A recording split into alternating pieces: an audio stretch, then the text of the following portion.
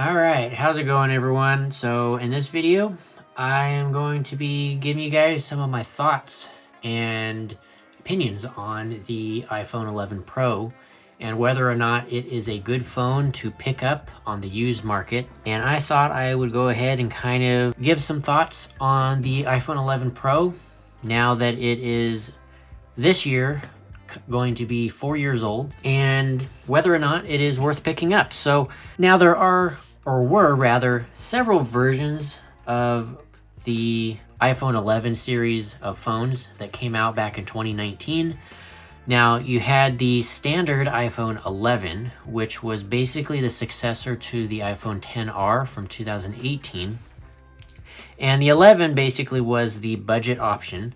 And then you had the Pro phones, which would be the 11 Pro, as we have here, as well as the 11 Pro Max, which was just the larger screen size version of the standard 11 Pro.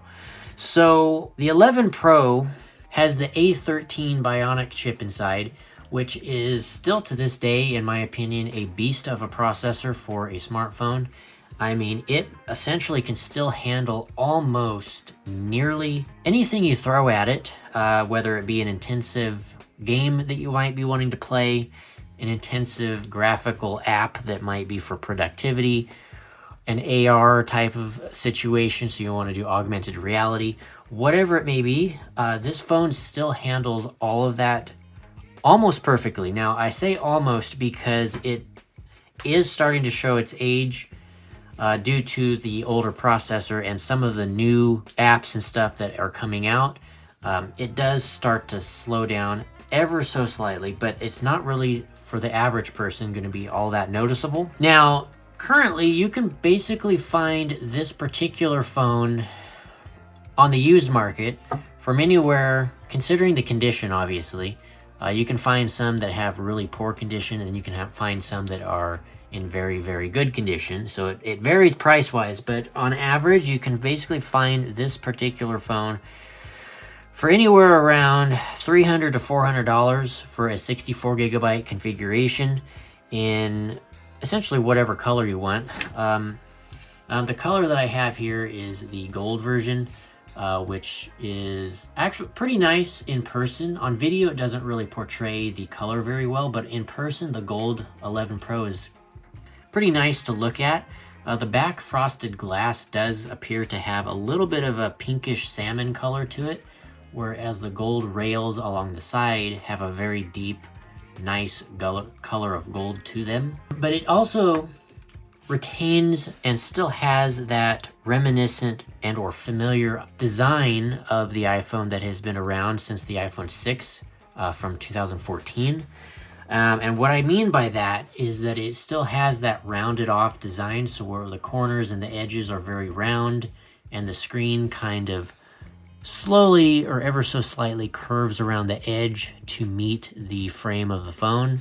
And it's supposed to kind of give you that nice in the hand feel, and when swiping around with your finger, it's just supposed to feel like a one solid surface. And it does. I mean, I don't complain about that, but the design at this point is definitely very old, because we have phones such as the iPhone 13 Pro and the iPhone 14 Pro, which have the more squared off, more modern looking design, and with the flat front screen and the flat back, which I actually kind of prefer. Personally, I like the more flat, squared off design of the phones more than I did the rounded off corners and the rounded kind of curving display. But that's just me. But there are probably still some of those people that like the curved design of the iPhone, and that's totally fine. To each their own. That's totally cool. But yeah, so that is another thing. So the screen on this it's an OLED, but is a little bit of an older OLED, and it's more reminiscent and similar to the iPhone 10 and 10s, which were the generations prior to this phone. And it does not have 120 hertz refresh rate if you're someone that is looking for a high refresh rate iPhone. If you're looking for that, then you'd probably want to go for a used iPhone 13 Pro or 14 Pro. And now those phones are, as well, on the used market, considerably more expensive than this phone here. So if you're, again, someone that's wanting a good phone in a good price range, the 11 Pro is going to probably hands down do it for you. But by no means, this screen is fantastic, and because it's OLED, all the blacks are completely black and just looks super nice. And HDR content still does to this day look really, really nice. So I pretty much don't have any huge complaints other than the refresh rate of this phone. So really, it's a super nice screen and a nice thing to be looking at. In terms of cameras, this particular phone has a triple camera setup. Now, one thing to note is the 11 Pro was the first iPhone basically to ever include 3 camera lenses all at once. So the third camera on this particular iPhone is an ultra wide. And again, the 11 Pro was the first ever iPhone to include an ultra wide lens, camera lens, on the device. So the ultra wide on this particular phone is not great. Let's just say that the quality of it is not great since it is a first gen ultra wide for the iPhone.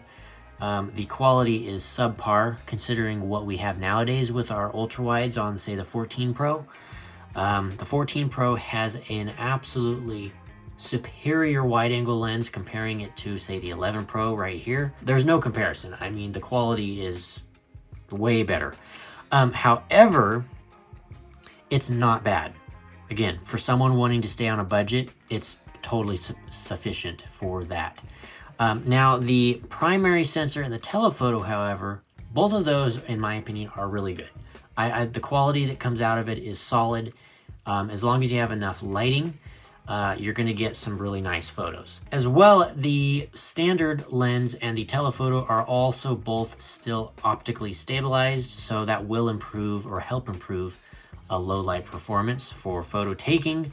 But the ultra wide does not have any form of optical stabilization, primarily because you don't need it in an ultra wide, because the physics of an ultra wide and how it works, you typically can get away with a little bit of a slower shutter speed handheld without any stabilizer than you can with the telephoto or the standard lens, just by the way, again, that the ultra wide focal length works. But bringing in a slightly older phone here, this is an iPhone 10. As you can see, the dual camera setup there on the 10, and this one has, again, that triple lens setup.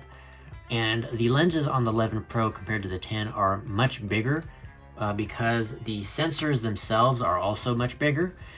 Now, if you were to happen to compare this to a 13 Pro or a 14 Pro, the lenses would look on the 11 Pro would look very, very small. The lenses on the 14 Pro, for example, are absolutely massive.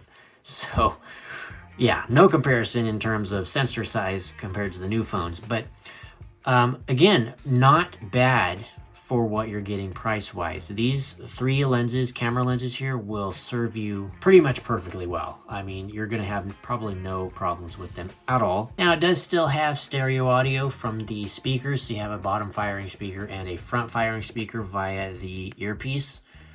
And the speaker's quality is actually not bad.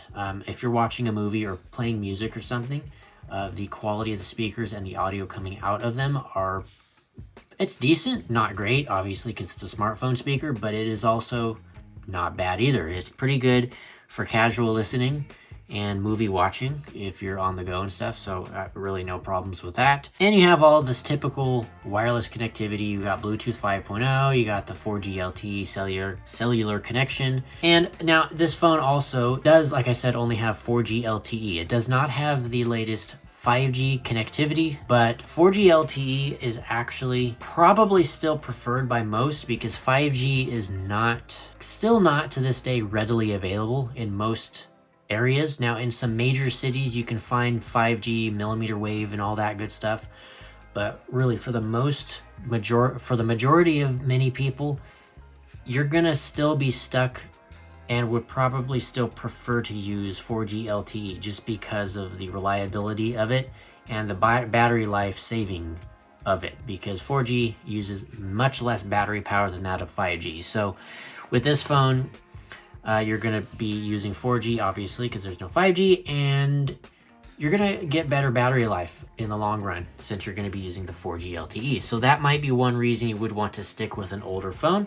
And yeah, in terms of support for this phone, being that as it may, I would still presume that this phone will continue to get software updates probably through the next maybe 2 to 3 years. So because Apple lately has been really good about keeping their older phones rather updated in terms of software. So I would probably expect at least another 2 or 3 years of support out of this phone. And even when the support technically ends through Apple and you're not getting any new iOS updates, that doesn't mean that the phone is going to completely be instantaneously useless. So even after support ends, the phone is still going to be working completely fine. It's not going to just suddenly shut off and no longer work anymore. So you can keep on using it beyond the ended support time through Apple, and as long as third-party apps continue to get updates for it, which can even continue to happen